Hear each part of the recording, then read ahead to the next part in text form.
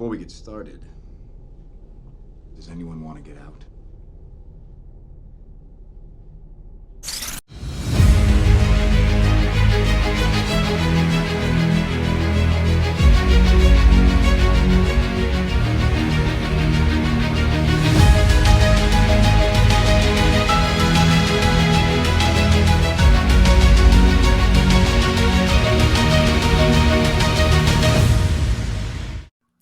Hello, everyone, and welcome to this week's episode of Avatar Rewatch. It is I, Nick Gibson, and joining me is, I am always bad with this, my friend Jared from Comics League. What's up, buddy? How you doing? Fine and dandy, like candy. So, this week, there's a storm coming, Mr. Aang. Oh, geez, that's such a great pun. Oh, I love it. I'm gonna be using that one. So basically, it's this one. It's the one where they have like the storm and whatnot. So, as per usual, before we get into kind of the synopsis, Jared, what were your initial thoughts of the show?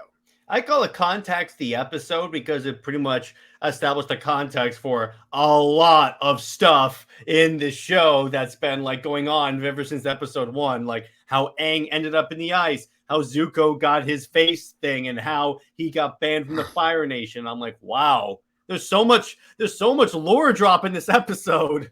Yeah, so we learn a lot. We actually see some characters. This is actually the first time we see both the Fire Lord and Azula.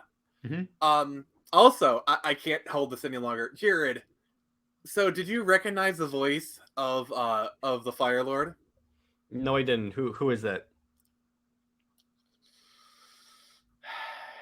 You know this actor. Don't look it up. Don't look it up. Okay, give me a hint then. This is quite the funny joke. Okay, that doesn't help me. That was the hint.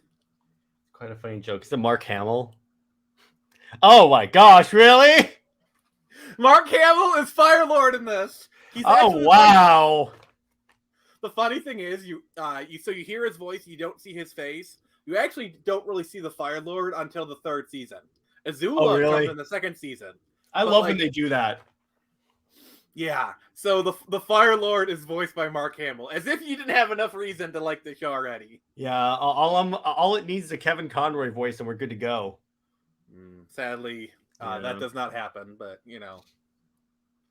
But hey, what I love about Mark Hamill's Ozai is it's not his usual voice. It's like he's got a tinge of the Joker to the voice, but it's more like Mark Hamill menacing kind of thing. And I really appreciate that because Mark Hamill is kind of an actor where it's like he's got like 3 or 4 voices and he does like variations of them. This one is like menacing with like a tinge of Joker. Yeah, exactly. But yeah, it's really good. It's really, really good. So anyway, the setup for this episode is the gang. Basically, they're low on food, so they need to go to the marketplace. And then Zuko is the Avatar. His crew is a little bit restless. Like they're not like they're like, oh, why are we following him? You know, and stuff like that. He doesn't care about us. Yeah, and so like you're kind of getting up like the duel storylines and whatnot. It's really cool. And so they're at the village. Basically, they need money for food, and like this fisherman, he's gonna go out fishing, but like, oh, there's a storm coming. This wife is like, my knees. It's like, which actually, her knee detecting weather.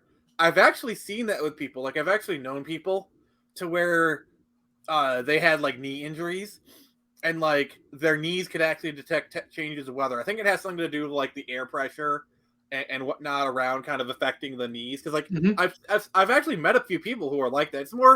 It's kind of like a correlation kind of thing, you know. But I do think it's kind of like an air pressure kind of thing because like usually with storms it means like the air pressure kind of changes and whatnot. So yeah, that's my theory anyway. I'm not a scientist, but like so like that whole thing is actually not too far off, is what I'm saying. Interesting. Yeah, so the storm comes in, the people have their the told you so's. Aang's been having nightmares where, like, basically he starts kind of get flashbacks. This episode really kind of helps explain why is he in the iceberg, you know? And so basically they're in a cave and they start telling stories. They give context. So you get flashbacks, and then basically the storm hits the ship, and lightning bolt hits it, and the power goes out, and like they're in the hold, and then Iroh's telling the story of the banishment. If you were not sympathetic to Zuko before, you have to be now. You are now. You are now. Yeah. So basically, the story with Zuko is he was a young, plucky, prince. He wanted to be in on the meetings because he, but basically one of the generals was going to sacrifice a fresh battalion of like new soldiers. And battalion's a lot of soldiers. Yeah, and they were basically cannon fodder. Basically just like, lambs to the slaughter kind of thing. And Zuko stood up because they were his men. They were, like okay, like, he's not a heartless monster. He's just a very driven person. And so, disrespected the Lord. And so Agni Kai is basically, it's a type of duel in the Fire Nation. It's just basically a duel. Just consider it a duel. And so he thinks he's going to fight the general, but he has to fight his father. Yeah. He refuses to fight his father because, honor is really important to Zuko, and so the father banishes him, burns his face. His own freaking father. You can curse on your own show, right? Oh yeah, it's because of YouTube. But yeah, I agree with you. As soon as like I hear him screaming and they don't show it, I'm like, that's how he got the face burn. Yeah. And they even explained it. It's like, I thought it was a training accident. It wasn't a training accident. Meanwhile, I'm just like screaming at my television. All right, everyone, chill. Of course you are. I'm sorry. I couldn't help it. But yeah, so that kind of really explains like the scar, and he's banished until he finds, so it's like, okay, you're an antagonist, but like, I respect you. I understand what. And then with Aang, so basically they found out that Aang was the Avatar, and we know that the Fire Nation destroyed the Air Nation. So we're still missing a bit of context. I mean, I know this context, but Jared doesn't, so I'm trying not to spoil things. But like they're trying to hurry things because like they know what's coming, and so like he's they revealed to him that he's the Avatar years early. Like this is like years early. It's like usually I think it's like 16 or 17 they reveal it. Aang's 12.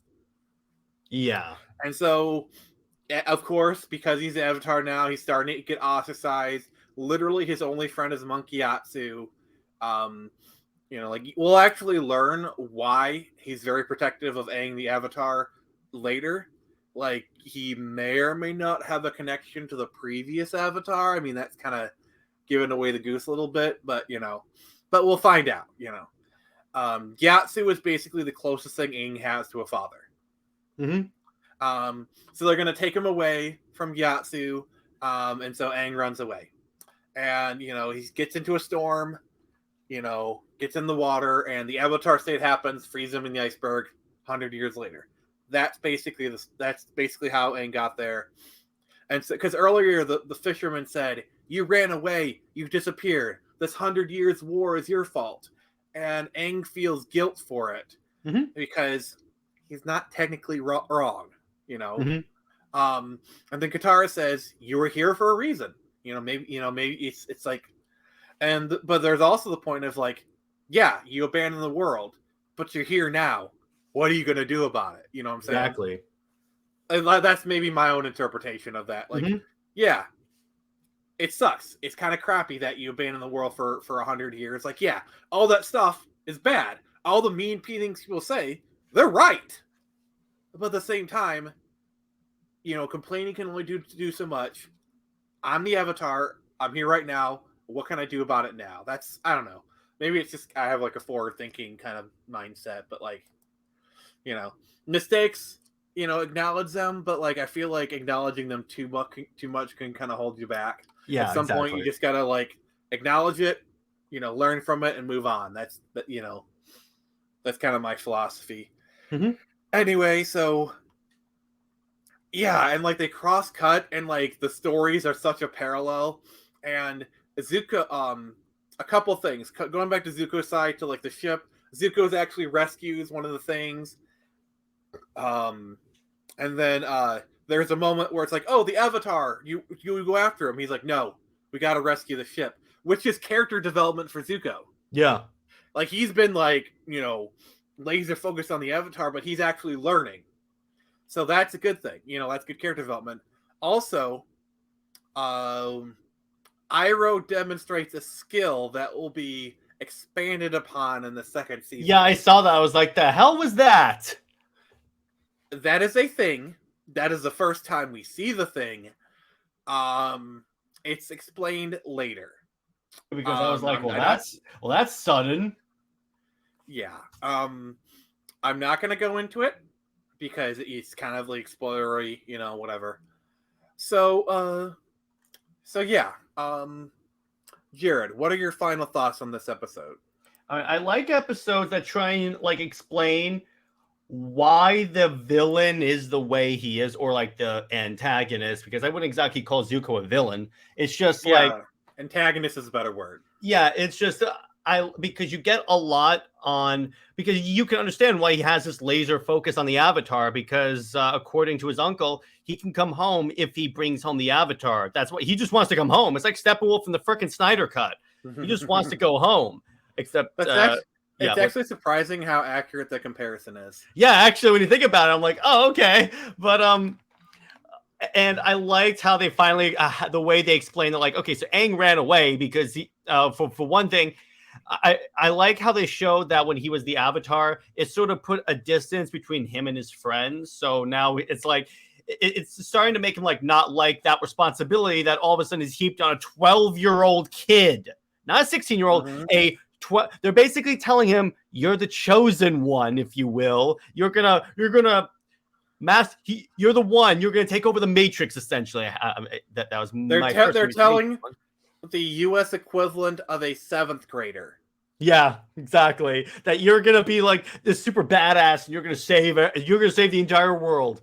And of course, he just runs away, and he gets in the ice. And as soon as he gets in the water, I was like, okay, this is how he gets in the ice. I mean, not only that, but so he's already ostracized from his peers, and he's feeling pretty depressed. And Monk Yatsu, and then they're gonna take Monk Yatsu from him, literally his like father figure, his mentor, his guardian.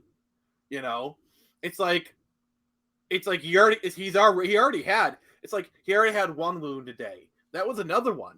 It's like he was already in a vulnerable state of mind, when that happened. You know what I'm saying? It's I mean, how crazy would it be? It's like you find out like, oh, I'm the Avatar and my fate is to see it. And it's like, not only are you the Avatar, they revealed it to you early, and they're trying to rush your training. Like you significantly early. Yeah, like you feel like there's some sort of pressure. It's like, this isn't like, not only like this isn't even just like, oh, I'm the Avatar. This is like putting pressure on top of finding out the Avatar. It's like, honestly, I don't blame the kid for running away. I like, seriously. You can't tell me you're surprised that the 12-year-old kid who was just told he's going to be the savior of humanity, he ran away. You can't tell me you're surprised by that. I will say the biggest tragedy is I wish Aang had waited like the 20 minutes or an hour for Monk Yatso to come in. Like, that would have been a whole different timeline. Well, we wouldn't have the show that we're dealing with right now. It would have been a whole different show because, like, basically, if you think about it, if Monk Yatsu and Aang had left, they wouldn't have been at the air temples when it got raided. So Mm-hmm. that whole Avatar thing probably would have happened then, which is Mm-hmm. really crazy. I know there's been like theory crafting about it. Like basically, probably what would have happened is they would have left. Then they would have found out the air temples got destroyed. They would have hightailed it for the North Pole. The Mm-hmm. Northern Water Tribe could think he had to learn water anyway, and they could protect him. So yeah, it's just crazy. Exactly. It's super weird when you think about it. Yeah. So next episode is actually going to be a pretty good one. It's the Blue Spirit. It's it's got like a little bit of superhero-ish vibes to it. It's pretty cool. You get kind of more developing relationships between characters. I'm not gonna say much, but Jared, I feel like I feel like this is gonna be one of your favorite episodes.